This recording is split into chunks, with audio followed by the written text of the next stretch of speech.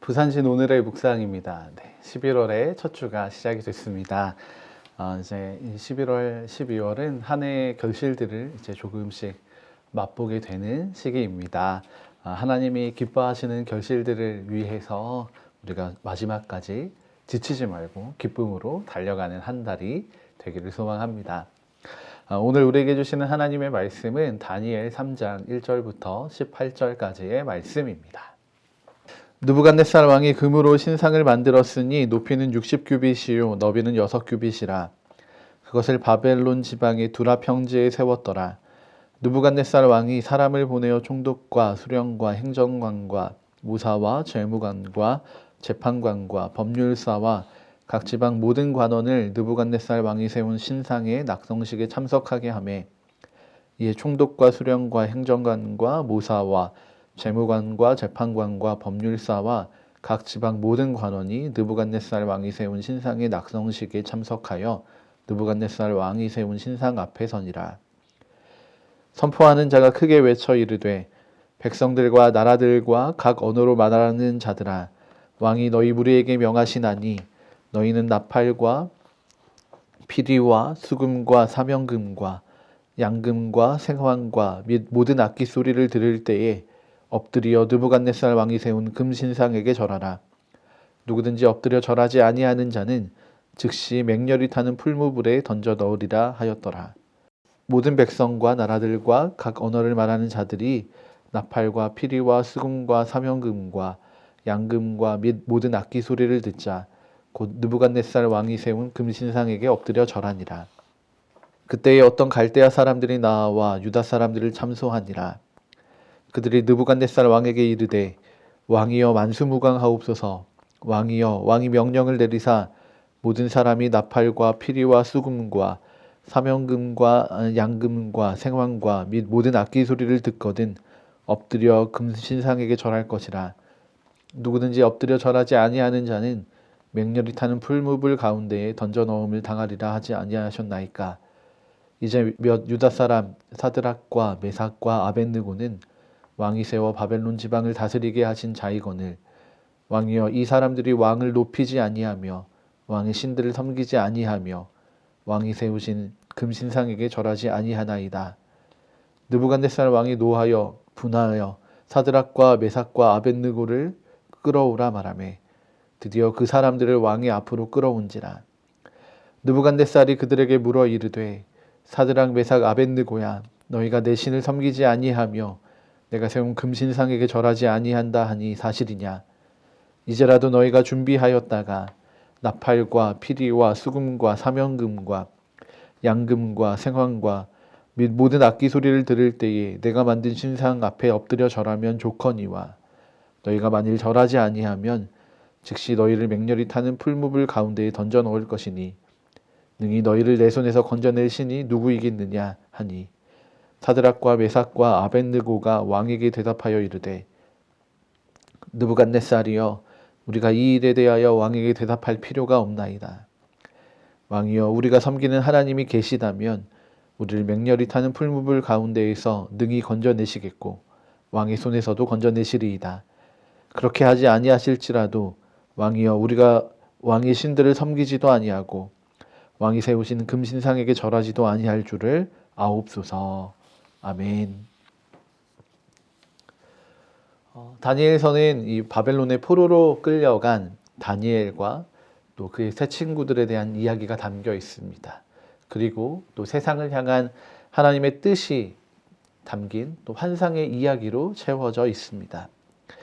이 이야기들을 통해서 이야기하고자 하는 것이 있다면 하나님께서 이스라엘의 주가 되시기 뿐만 한 것이 아니라 온 세상의 주가 되신다는 것입니다. 온 세상의 주인이 되시는 하나님의 역사가 나타나는 것을 기대하고 소망하는 마음들이 이 다니엘서에는 담겨 있습니다. 이 하나님의 역사를 이해할 수 있도록 우리를 돕는 한 가지의 장치가 있는데, 그것은 바로 이 이야기에 등장하고 있는 사람들의 시선입니다. 오늘 느부갓네살 왕은 자신의 역사, 자신의 그 업적들을 길이 남기기 위해서 자신의 신의 그 상을 만들고 기념식을 하고 있습니다. 이 기념식을 진행하는 가운데 지방에 있는 모든 관리들까지 한자리에 모았습니다. 그리고 이 예식을 기념하여서 온 나라 가운데 한 가지 일을 진행하고자 합니다. 4절과 5절, 6절의 말씀입니다. 선포하는 자가 크게 외쳐 이르되 백성들과 나라들과 각 언어로 말하는 자들아 왕이 너희 무리에게 명하시나니 너희는 나팔과 피리와 수금과 사명금과 양금과 생황과 및 모든 악기 소리를 들을 때에 엎드려 느부갓네살 왕이 세운 금신상에게 절하라. 누구든지 엎드려 절하지 아니하는 자는 즉시 맹렬히 타는 풀무불에 던져 넣으리라 하였더라. 아멘. 느부갓네살 왕은 신상들을 세워서 사람들의 시선을 자신에게로 가지고 오려고 합니다. 그것도 매일 악기 소리가 날 때에 사람들이 이 금신상을 향하여 절하도록 시킨 것입니다. 그래서 우리는 이 악기 소리가 들릴 정도인 그 왕궁과 그 주변에서 일어난 일로 생각할 수 있는데 7절의 말씀을 보면 이 일이 그 근처 수도 지역에서만 일어났던 것이 아니라 모든 지역, 모든 언어들로 번역되어서 선포되었다라고 이야기하고 있는 것을 확인할 수 있습니다. 어떻게 보면 이것은 당시 지금 세상에서도 지극히 당연한 일로 여겨집니다. 사람들은 높은 지위에 있거나 위대한 업적을 이룬 사람들을 인정하고 찬양합니다. 그리고 심지어 그 사람이 권력까지 가지고 있다면 그들을 찬양하고 그들을 인정하는 일들이 이루어지지 않을 경우에는 오늘 말씀처럼 무력을 강제적으로 행사하여서 이 일들이 일어날 수 있도록 만듭니다. 그런데 이 모습과 과정은 느부갓네살 왕이 바로 전에, 바로 앞에서 경험한 것과는 조금은 다른 모습을 보여주고 있습니다. 자신의 꿈을 알아맞히고 그 꿈의 해석까지 해낸 다니엘을 통해서 이 느부갓네살 왕은 하나님의 역사하심과 위대하심을 경험하게 되었습니다. 그러나 이 느부갓네살은 여전히 자신이 섬기던 그 신을 바라보고 있고 또한 자기 스스로가 삶의 주인이 되고 또 온 세상의 주인이 된다라고 생각하고 있습니다. 하나님을 인정하기보다는 자신의 주변의 이야기들에 훨씬 더 많은 관심이 있는 것입니다. 바로 직전에 너무나도 위대한 하나님을 경험했지만 그의 삶에 깊이 축적되어 온 바벨론에서의 습관이, 그 문화들이 그의 안에는 여전히 남아있는 것입니다. 오늘 우리는 어떤 것에 익숙하여 살아가고 있습니까?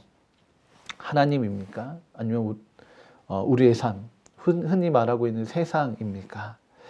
우리가 경험한 하나님은 오늘 내 삶에 얼마나 남겨져 있습니까? 그런데 오늘 말씀에 이 느부갓네살 왕과 다른 곳을 바라보는 이들이 있습니다.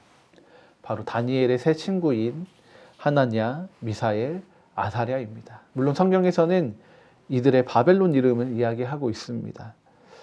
이들은 바벨론 지방의 관리로 섬기고 있습니다. 이들이 이 지방의 관리가 된 계기는 바로 다니엘의 꿈 해몽 덕분입니다. 그런데 이 모습이 당시 사람들이 보기에는 요즘 표현으로 이야기한다면 낙하산 인사 같은 모습이었던 것 같습니다. 왕의 꿈을 해석한 다니엘은 자기들의 마음에 들지 않더라도 그가 이룬 업적이 있기 때문에 어쩔 수 없이 인정하겠지만 그 별다른 일을 하지 않은 이 세 친구들까지는 인정할 수 없다는 마음이지 않았을까 싶습니다. 그래서 어떤 갈대아 사람들이 하나님을 섬기는 유다 사람, 하나냐와 미사엘과 아사랴가 이 금신상을 향하여 절하지 않는다는 것을 확인하고 이들을 왕에게 고발하고 있습니다. 이 고발을 들은 느부갓네살 왕은 분노하고 있습니다. 감히 자신이 섬기는 신과 또 자신을 바라보지 않는 사람들이 있을 것이라고는 상상하지 못했기 때문입니다. 그래서 이 왕은 하나냐와 미사엘과 아사랴를 신문하면서 또 동시에 회유하고 있습니다. 이들에게 다른 누구도 또 어떤 신도 너희가 들어가게 될 풀무불에서 구원해 줄 수 없지만 너희가 하나님께 두고 있는 그 시선을 나에게로만 보여준다면, 내 신에게로 돌리기만 한다면 내가 그 구원을 너희에게 내려주겠다라고 이 느부갓네살 왕이 회유하고 있는 것입니다. 그리고 더불어서 이런 계기를 통하여서 하나님도 별거 아니라 내가 더 큰 신이다라는 것을 보여주고자, 자신의 권위를 높이고자 하는 것입니다. 그러나 하나님께 시선이 고정되어 있는 이들은 왕의 신문과 회유 앞에서 단호하게 이야기하고 있습니다. 16절과 17절의 말씀입니다. 사드락과 메삭과 아벳느고가 왕에게 대답하여 이르되 느부갓네살이여, 우리가 이 일에 대하여 왕에게 대답할 필요가 없나이다. 왕이여, 우리가 섬기는 하나님이 계시다면 우리를 맹렬히 타는 풀무불 가운데에서 능히 건져내시겠고 왕의 손에서도 건져내시리이다. 아멘. 네, 이들의 이 고백 가운데에는 하나님을 향한 정말 무한한 신뢰로 가득 차 있습니다. 하나님이 살아계시기 때문에 자신들이 얻게 될 구원에 대해서 조금도 의심하지 않습니다. 하나님께 그런 능력이 있으심을, 하나님의 위대하심을 선포하고 있는 것입니다. 그런데 그 다음 말이 훨씬 더 걸작입니다. 18절의 말씀입니다. 그렇게 하지 아니하실지라도 왕이여, 우리가 왕의 신들을 섬기지도 아니하고 왕이 세우신 금신상에게 절하지도 아니할 줄을 아옵소서. 아멘.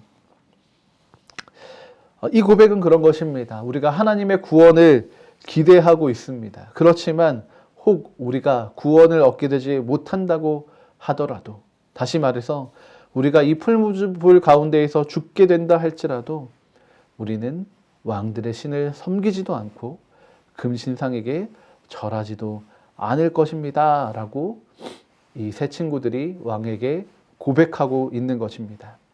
좀 더 명확하게 이야기한다면 왕뿐만이 아니라 그들을 고소한 사람들, 또 온 세상을 향하여 선포하고 있는 것입니다. 하나님만이 살아계신 유일한 신이시고 우리가 바라보아야 할 분입니다 라고 말입니다. 이들의 고백과 선포는 무엇을 의미합니까?